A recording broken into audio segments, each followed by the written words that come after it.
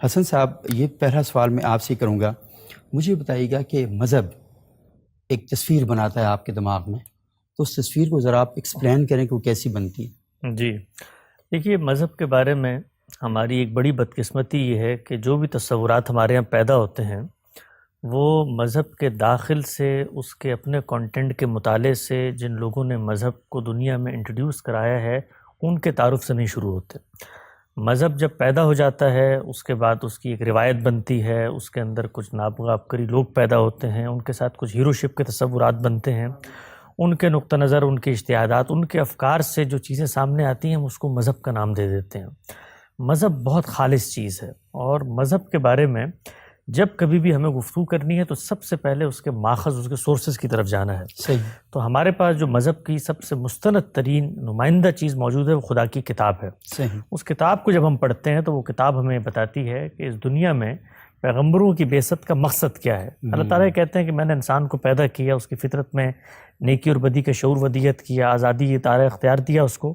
اس کے بعد اس کا سوء استعمال ہے جو ہوا، اس سوء استعمال کو روکنے کے لیے اور اللہ کی حقیقی دعوت اور حقیقی ہدایت کی طرف اس کا التفات ہو، میں نے پیغمبروں کا سلسلہ جاری کیا. اور پیغمبروں کے ساتھ کیا کیا؟ ایک کتاب نازل کی. وہ کتاب کیا کرتی ہے؟ تمہارے اختلافات کا فیصلہ کرتی ہے. وہ کتاب یہ بتاتی ہے کہ دین کا مقصد تزکیہ ہے، پاکیزگی ہے، پیوریفیکیشن ہے. والذی بعث فی الامین رسولا منہم یتلو علیہم آیاتی ویزکیہم ویعلمہم الکتاب والحکمہ. تو تزکیہ ہے مقصد. اب تزکیہ انسان کو اگر آپ دیکھیں تو تین ہی پہلو ہیں انسان کے. انسان کھاتا پیتا ہے، انسان اوڑھتا ہے، انسان معاملات کرتا ہے. تو آپ کے بدن کی پاکیزگی، آپ کے خور و نوش کی پاکیزگی اور آپ کے اخلاق کی پاکیزگی، یہ عبادات جو ہیں یہ اسی پاکیزگی پر قائم رہنے کا ذریعہ بنتی ہیں. تو دین ہمیں دنیا کے ہر معاملے میں پاکیزہ نفس بنانا چاہیے. کیوں بنانا چاہتا ہے؟ اس لیے کہ اللہ تعالیٰ نے اس دنیا کو دارالامتحان بنایا ہے. یہاں پر شر بھی موجود ہے، خیر بھی موجود ہے، اور پھر فرمایا اما شاکرا و اما کفورا. تمہارا اختیار ہے، جو چاہو اختیار کرو. لا اکراہ فی الدین، دین میں کوئی جبر نہیں ہے. لیکن ولن یرضی لعباد الکفر، اللہ راضی نہیں ہے کہ تم اس کا انکار کرو. اللہ کیا چاہتے ہیں؟ اللہ یہ چاہتے ہیں کہ اپنی جنت کے لیے پاکیزہ نفوس کا انتخاب کریں. خود اللہ ستوت و صفات ہیں، پاکیزہ ہیں. تو یہ نہیں ہو سکتا کہ دنیا کے اندر آپ غیر پاکیزگی کو اختیار کریں، زندگی کا نظریہ آدرش بنائیں اور اللہ کی اس پاکیزہ جنت کے شہری بن جائیں. تو ہر معاملے میں دین اور اسلام آپ کو دعوت دیتا ہے پیوریفیکیشن کی، پاکیزگی کی.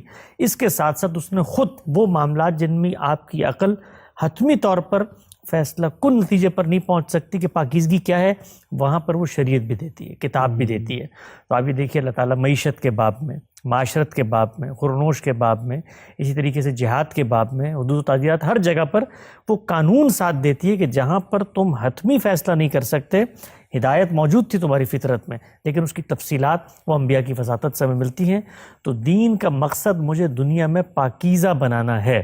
یہ پاکیزگی مجھے اللہ کی عدالت میں سرخرو کرے گی. اب زندگی میں نئے نئے معاملات پیش آتے ہیں، نظام بنتے ہیں، دنیا کے تقاضے وہ میری عقل پہ چھوڑ دیے گئے ہیں. میری عقل اس میں فیصلہ کن حیثیت سے معاملات کرتی ہے اور ارتقا ہوتا رہتا ہے. آپ دیکھیں انسان نے جب آنکھ کھولی تو ہنٹر اینڈ گیجر کی سوسائٹی تھی، قبائل میں پیدا ہوئے. کرتے کرتے خود انسان کو اللہ تعالیٰ نے جو عقل دیا، شعور دیا، اس سے جمالیات دی، اس سے اس نے نظام بنایا، معاشرے بنائے، ریاستیں بنائیں. تو ان سب جگہوں پر جب یہ وجود پذیر ہو جائیں گے تو دین آ جائے گا وہاں پر اپنی بات لے کر. تو یہ چیز ذہن میں رکھیں. ہمارے یہاں بڑی غلط فہمی ہے کہ دین کو سامنے رکھ کر ہم نظام بناتے ہیں، دین کو سامنے رکھ کر ہم مختلف قسم کے تصورات پیش کرتے ہیں. دین ہمیشہ کنڈیشنل ہدایت دیتا ہے. اگر یہ کرو گے تو پھر یہ، اگر تم باپ ہو تو تم سے حقوق و فرائض وابستہ ہو جائیں گے. اگر تم حکمران ہو تو نظم اجتماعی سے متعلق شریعت کے احکام تم سے وابستہ ہو جائیں گے. اگر تم کسی جگہ کے قائد ہو تو تم نے ان چیزوں کا خیال رکھنا ہے.